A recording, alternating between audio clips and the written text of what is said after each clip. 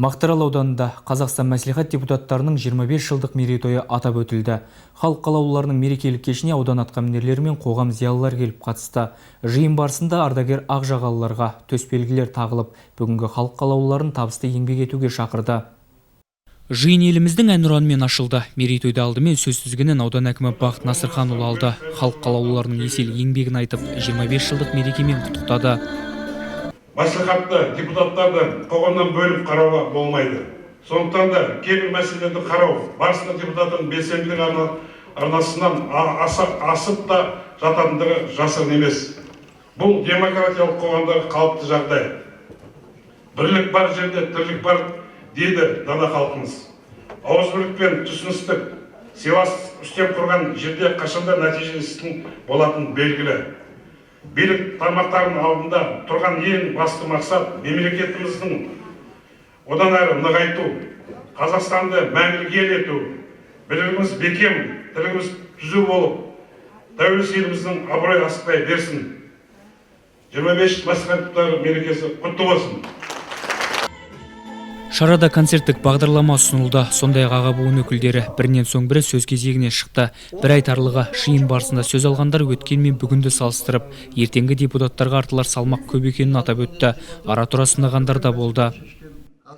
Халықтың мұқтажын, зарын, мұңын айтатын сендерсіңдер, депутаттар. Оның ішінде мынау қазір әртүрлі қоғам мүшелері бар, қоғамдықта құрылған, сол азаматтар айтылу керек. Мереке кешіп өтіп отыр, концертті программамыз құрып, бүгін ақсақалдарымыз алғысын алып, бүгін жақсы өтті деп ойлап отырмын өзіміз.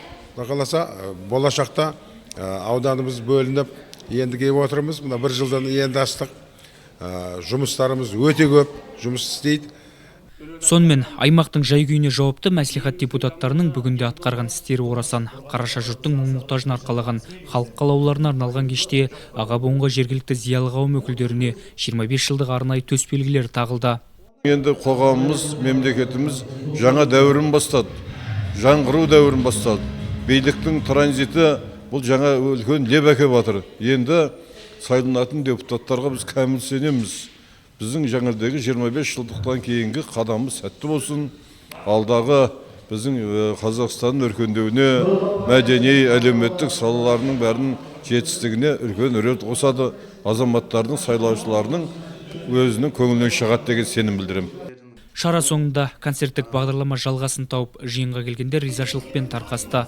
Бекболат Сатуов, Гүлмира Саржанова, Рысбек Асанұлы, Ақпарат, Мақтаарал ауданынан.